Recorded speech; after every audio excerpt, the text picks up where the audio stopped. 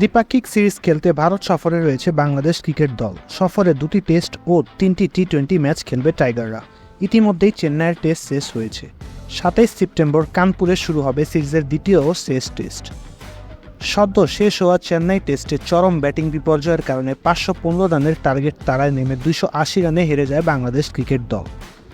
ভারত সিরিজে বাংলাদেশ দলকে সমর্থন করতে গিয়ে ভারতীয়দের তোপের মুখে পড়েছেন রবি নামের এক টাইগার সমর্থক।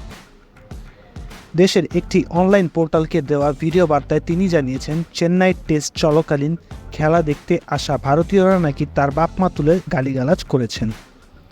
পুরো শরীরে টাইগারের ছবি এঁকে স্টেডিয়ামে উপস্থিত হয়ে বাংলাদেশ দলের হয়ে সমর্থন করে যাওয়া রবি জানিয়েছেন, রাস্তায় আমি হাঁটতে গেলে আমাকে মৌকা মৌকা বলে গালি দিচ্ছিল ভারতীয়রা। আমি হিন্দি ভাষা কিছুটা বুঝি, কিন্তু চেন্নাইয়ের তামিল ভাষায় গালি দিচ্ছে সেটা কিছুই বুঝিনি। একজন বাঙালি ছিলেন, তিনি আমাকে বুঝিয়ে বলেছেন, আপনাকে ভীষণ খারাপ ভাষায় গালি দেওয়া হচ্ছে। রবি আরও জানান, আমাকে পতাকা উড়াতে দেওয়া হয়নি। আমি ওদের দেখিয়েছি যে আমি টিকিট নিয়ে এসে মাঠে ঢুকেছি।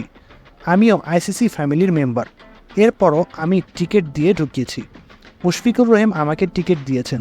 বাংলাদেশ কিংবা অন্য যে কোনো দেশে আমার ও শোয়েবের টিকিট লাগে না।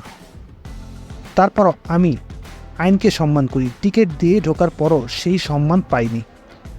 রবি বলেন, ভারত কোনোদিনও বাংলাদেশের ভালো চায় না। প্রয়োজনে আফগানিস্তানকে সাপোর্ট করেন, সেটা অনেক ভালো, কিন্তু ভারতকে করবেন না। আমি নিরাপত্তারক্ষীদের কাছে সাহায্য চেয়েছিলাম, কিন্তু পাইনি। ওরা বাংলাদেশ গেলে আমরা অনেক সাহায্য করি। ভারতীয় ক্রিকেট দলের সমর্থক সুধীরকেও করি। ভারতীয়রা আমার মা বোন তুলে গালিগালাজ করেছে। তিনি আরও বলেন, আমি লাল সবুজের পতাকা উড়াবই, তাতে যদি আমার বুকে গুলিও চালায়। আমি সহ্য করতে না পেরে একটা সময় বলেছি, আমি আমার মায়ের দোয়া নিয়ে এসেছি, আপনারা গুলি চালান, তবুও আমার পতাকা উড়ানো থামাবেন না। যদি ওরা গুলি চালায় মাঠে আমি পতাকা উড়াবই, যে কোনো কিছুর বিনিময়ে হোক।